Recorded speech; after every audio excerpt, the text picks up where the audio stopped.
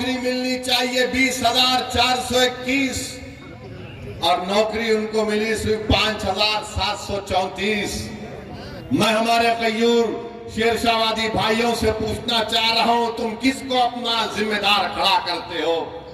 मेरे भाई, कुलैया भाइयों की आबादी 12 लाख है, उनको नौकरी मिलनी चाहिए 12,904 और नौकरी मिली 6,750। अब कौन क्या करोगे तुम? ये जो दल्लाल फिरते हैं, हमारी कौम के दल्लाल, अरे दल्लालों, अभी तो अपना मुंह काला करके घर में बैठ जाओ। बरसों से धोखा दिया गया, बरसों से धोखा दिया गया। ये मैं नहीं कह रहा हूं, बिहार सरकार कह रही है। सुरजापुरी बिरादरी को नौकरी नहीं मिलेगी तो सेकुलरिज्म की कामयाबी है। शेरशाहवादी को नौकरी नहीं मिलेगी तो क्या मोदी को रोका जा रहा है? कुलैया बिरादरी को हिस्सा नहीं मिल रहा है मगर तेजस्वी मुख्यमंत्री बनेगा? अरे शर्म करो, अपने बाप का नाम मिट्टिया मिलीत मत करो। अगर अभी भी तुम्हारे दिलों में जो धोखा देकर चले गए, अगर तुम्हारे दिलों में गीरत बरकरार है तो सोचो कि किससे धोखा हो रहा है। वोट तुम्हारा मगर राज किसी और का हो रहा है।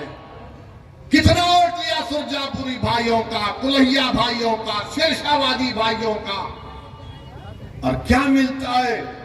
कुछ नहीं मिलता, सिर्फ वादे मिलते हैं और चुनाव आएगा तो बोलेंगे सेकुलरिज्म को जिंदा रखो।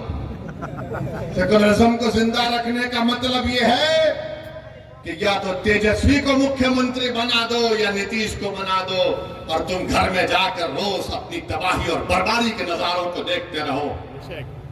चुनाव आएगा तो बोलेंगे वैसी वोट काटने आया है, इसको वोट मत दो। तो इसका मतलब यह है कि सीमांचल में नाइंसाफी जारी रहे, लाखों एकड़ जमीन पानी के बहाव में कट जाए, किसानों को उनका हक ना मिले, हमारे बच्चे और बच्चियों को स्कूल और कॉलेज ना मिले।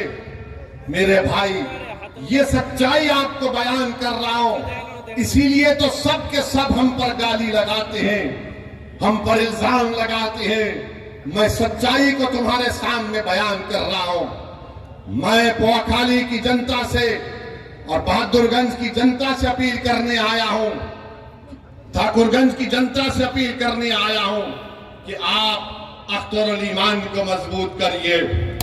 जब मैं ये कह रहा हूं, सुनिए, मैं ये नहीं कह रहा हूं कि अख्तरुल ईमान की जात को मजबूत करो, मैं तुमसे नहीं कह रहा हूं कि ओवैसी को मजबूत करो, मैं ये कह रहा हूं कि अपने आप को मजबूत करो। और मजबूती कैसे होगी? जब आप अपने वोट का सही इस्तेमाल करेंगे। आप देख नहीं रहे कि कितने बड़े बड़े नेता कांग्रेस के बीजेपी में चले गए? महाराष्ट्र का मुख्यमंत्री रहा अशोक राव बीजेपी में चला गया।